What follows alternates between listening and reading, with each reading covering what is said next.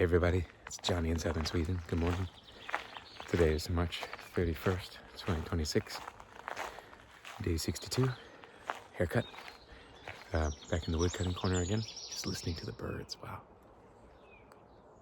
I know I've said it before, but that Jesus mentioned that we should consider the birds.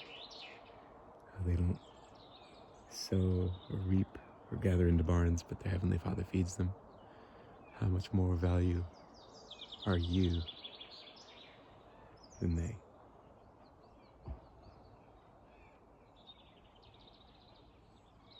Yeah, if you see some birds today, stop and consider them. Because when Jesus taught something, it was very concrete. He told parables. They're memorable, things that stick with you. There's a bird in those roots right there. There it goes.